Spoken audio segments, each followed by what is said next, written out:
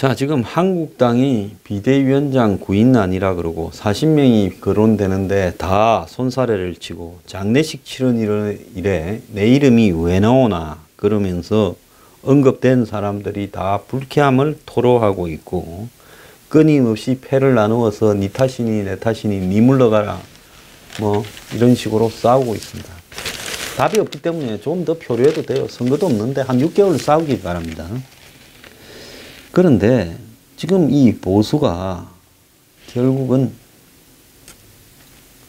지금 정형적인 가치가 딱 정해져 있는 것이 아니에요. 보수든 좌파든 뭐 진보든 다 똑같습니다. 그래서 낡은 어떤 가치 대신에 현재에 맞는 가치를 가져야 되는데요.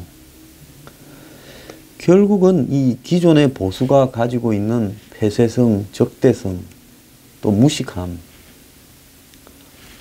이 극단성 이런 것들을 뛰어넘고 현재의 앞으로 정치 주역이 될 수밖에 없는 청년층의 가치를 수용하는 새로운 보수로 가야 된다는 겁니다. 그러면 보수의 낡아버린 부분들은 버려야 되죠. 전 세계 보수 중에서 낡은 걸 버리고 새로운 걸 수용하지 않은 보수는 없는 거예요. 보수는 뭐라고 딱 정해진 이데올로기가 아니라 한마디로 그 사회의 변화를 갖다가 합리적으로 이렇게 수렴해서 이 서서히 사회를 바꾸어가는 일종의 반응적 논리입니다. 그러니까 처음부터 보수가 나서서 사회를 어떻게 끌고 간다 이런 일은 잘 없어요. 왜? 보수에 반대하는 쪽에서 뭔가를 그 사회를 갖다가 지금 문재인처럼 북한하고의 관계를 갖다가 다 한번 붙어 먹어보겠다. 더 나아가서 적폐청산을 하겠다. 그리고 경제를 팽개친다. 이러면 그때 이제 보수가 어떻게 가야 된다라고 방향을 제시를 해야 되는 게 역할이겠죠. 자, 그런 부분에서 봤을 때 지금 가장 필요한 보수의 저는 대한민국의 보수의 가치는요. 20, 40대 층에게 살 수 있다라는 희망을 부여하는 거다. 이번 생은 망했다고 이생망하면 이생망이라고 생각하는 사람들이 보수 정당을 어떻게 지지하겠습니까? 망했다 하더라도 위로를 받고는 싶은 것이 사람의 심정이에요. 자, 정치가 기본적으로 무엇이 문제다라는 걸 이해하지 못하면서 한마디로 문정권이 야당을 코나로 몰라고 만드는 하나마나 종부세를 가지고 한국당이 지역적으로 계층적으로 특정 집단만 겨냥하고 있다. 이렇게 내면 답이 없는 거예요. 자, 그제 제가 한 이야기 부분에 하나의 지금 내용이 기사로 나왔습니다. 국민 10명 중에 7명이 청년들이 불행하다. 집값을 내려야 된다고 생각한다는 겁니다. 우리나라 국민 10명 중에 7명이 청년들이 불행하다고 여기면서 자신과 국가를 위해서라도 집값이 내려가야 된다고 여기는 걸로 나타났다는 겁니다. 그 보건사회연구원이 이런 인구 포럼에서 발표한 내용에 이런 내용이 나왔는데요. 우리나라 청년들이 얼마나 행복하냐고 물으니까 불행하다라는 사람이 73.4%고 행복하다는 사람이 26.6%밖에 안 됐다는 겁니다. 우리나라 아이들이 얼마나 행복하냐 이래 물으니까 52%가 불행하고 48%가 행복하고요. 노인들 보고 물으니까 불행하다가 59.1%라는 겁니다. 그러니까 애부터 그냥 노인까지 행복하다고 말하는 사람이 거의 없다는 겁니다.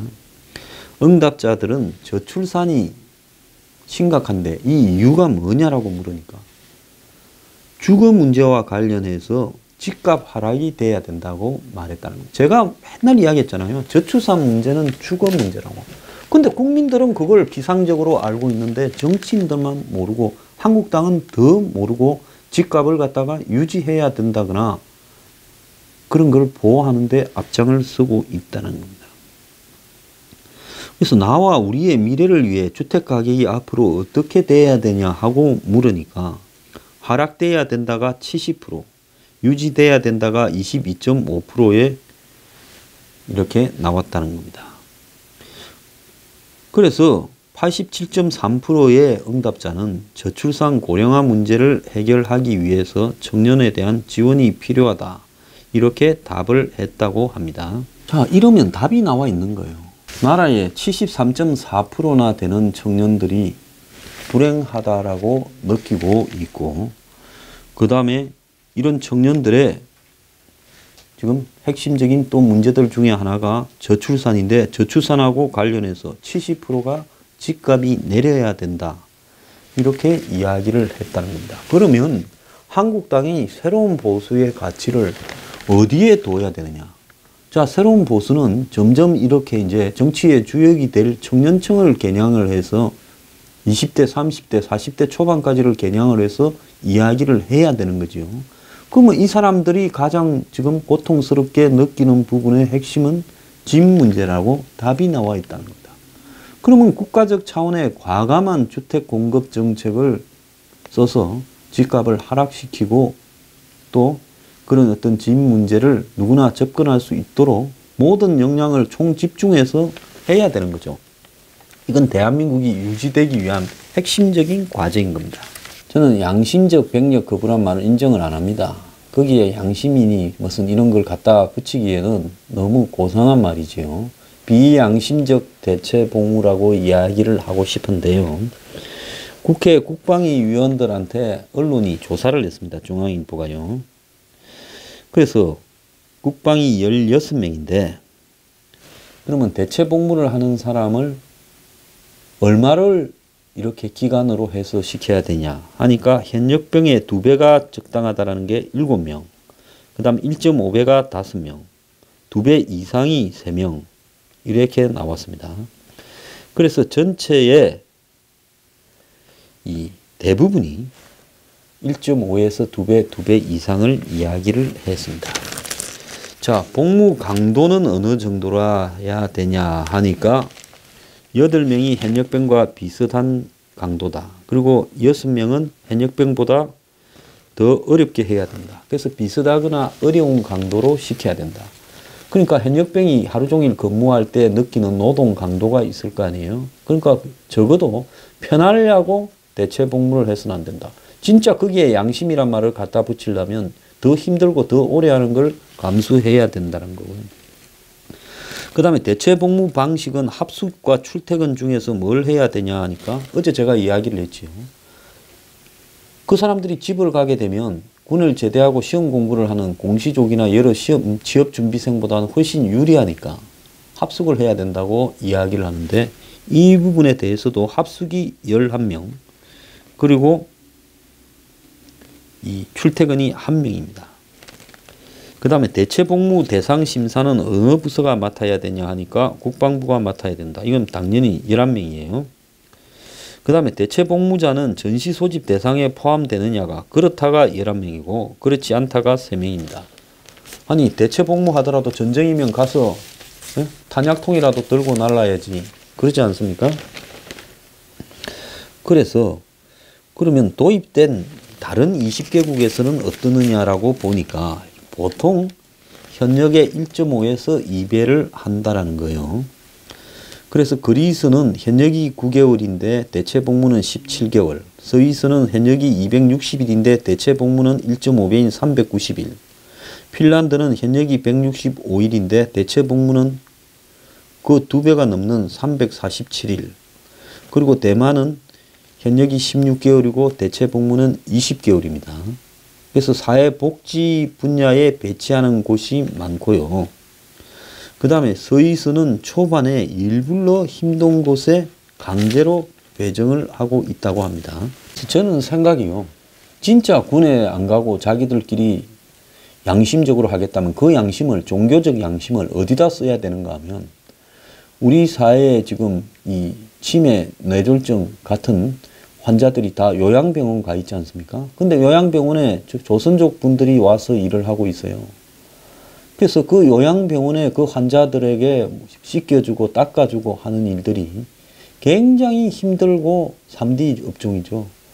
그래서 이들이 정말로 양심적으로 병력을 거부한다면 그 양심을 가지고 우리 사회에 정말로 고려장 시설인 요양병원에 가서 그들을 돌보도록 해야 된다. 저는 그래야 된다고 봅니다. 양심 주장하는 사람이 그 정도를 갖고 양심을 딴 데 팔면 되겠어요? 지금 우리 사회에 이제 제일 사망 요인이 암보다 자살이 더 많아질 것 같아요. 자, 자살자가 한 해에 60만 명이 시도를 한다는 겁니다. 60만 명이. 정말로 문제인 나라예요. 그래서 이런 부분들을 우리가 외면하고 있는데요. 우리 사회의 이 어두운 이면에 60만 명이 자살을 시도한다는 겁니다. 그래서 오늘 중앙일보 이 내용이 나왔는데요. 보람의 병원 응급실에 초췌한 남성이 이 모텔에서 자살을 시도하다가 주인한테 발견되어서 실려와서 응급처치를 받고 있는데, 병원마다 이제 큰 병원에는 자살 사례 관리자가 있는 모양이에요. 그래서 이제 이 사람이 어떠냐고 묻고 왜 그랬냐 하니까 알코올 중독으로 치료 중인데 잠도 못 자고 괴로웠고 인생이 불쌍해서 술을 먹고 이런 결정을 충동적으로 했다는 겁니다. 그래서 이 자살 시도자가 60만 명이고, 그리고 한 번 시도를 하는 사람은 반복해서 계속 하고 100번까지도 한 사람이 있다는 거예요. 그래서 이런 부분들을 이 병원 응급실에 이 자살 사례 관리자라고 하는 전문가가 있어서 이 부분을 이제 상담을 하고, 퇴원에도 전화로도 이렇게 상담을 하고 하는 모양인데, 그래서 이 자살 시도자 사후 관리 사업 문제가 응급실에 이런 전문가들을 배치해서 복지부가 지금 하는 모양인데요. 그런데 이 예산이 47억밖에 안 돼서 이 사람들이 없는 병원이 대부분이고 24시간 있지도 못해서 커버가 제대로 안 되고 있다 합니다. 그래서 병원에서도 병원 운영에 도움이 안 되니까 52곳의 병원만 이 부분을 두고 있다는 거예요. 자, 우리나라의 한 해 이 자살자가 2016년에 13,092명이라고 합니다.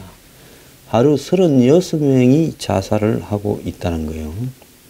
인구 10만 명당 25.6명이라서 OECD 회원국 중에 1위라고 합니다. OECD 평균 자살률이 12.1명인데 2배 이상 높다 그래요. 그래서 10대, 20대, 30대 사망률, 이 사람들은 암도 잘 안 걸리고 병도 크게 없는데 사망률 1위가 자살입니다. 참 충격적인 이야기라고 생각이 드는데요.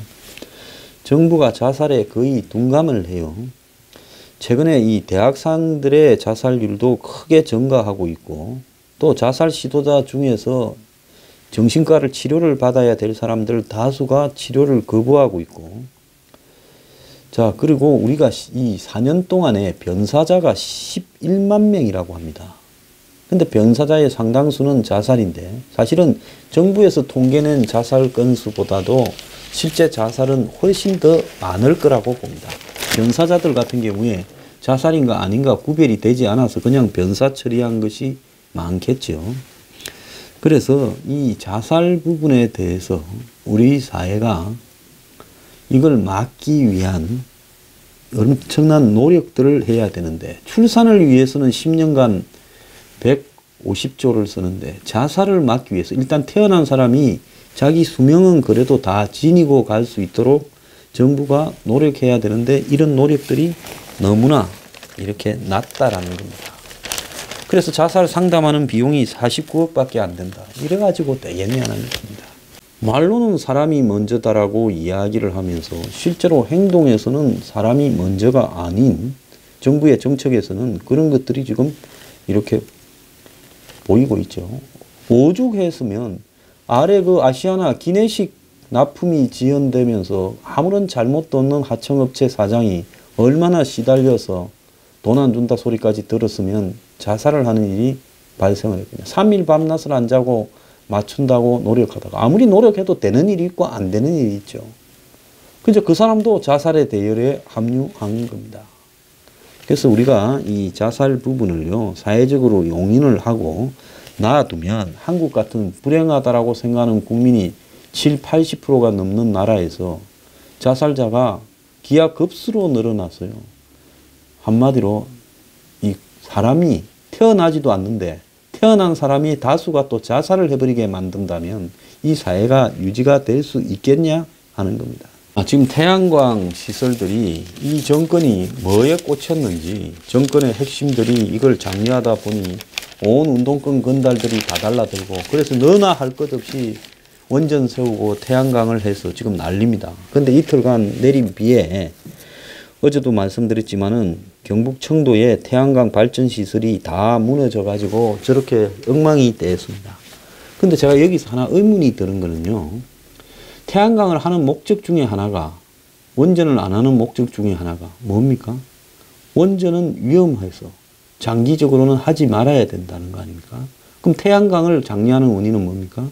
친환경 재생에너지라서 환경을 오염시키지 않는다는데 실질적으로 태양광이 들어가는 각종 설비나 그 태양광 모듈이 그야말로 환경 오염을 시키고 또 국가적으로는 아주 낮은 효율의 혈세를 낭비하는 그야말로 이 반환경적인 거라는 겁니다. 그런데 어떻게 과거에 환경운동 이런 것들을 하던 건달들이 이제는 태양광 사업을 하겠다고 다 달라들어서 가고 있고 이 정권은 저거를 친환경이라고 장려하고 있는가 하는 부분입니다. 서울의 세 가구 중에 하나가 태양광 모듈을 옥상에 설치해도 서울시 전체에 원전 한 개의 24분의 1에 불과하다는 겁니다. 그런데 수명이 다한 태양광 모듈 폐기 과정에서 심각한 환경오염이 발생하는데 납이나 중금속이 굉장히 나온다는 거예요. 이미 이 태양광 같은 경우에는 시설 같은 경우에는 주변에 나무를 다 베어가지고 멀쩡하던 산을 파괴해가지고 태양광 설치를 했습니다. 그래서 청도군에만 해도 28,700평방미터의 태양광 발전 설치 시설이 있었는데 이 중에 7,000평방미터가 이번에 사고가 났다라는 겁니다.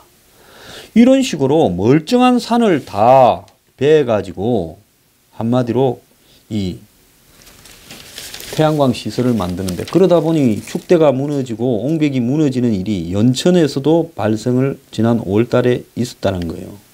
그래서 울창한 산림을 다 베어내고 저런 걸 설치해 가지고 하는 것이 친환경이냐 주민들이 지금 이렇게 화가 났다는 겁니다.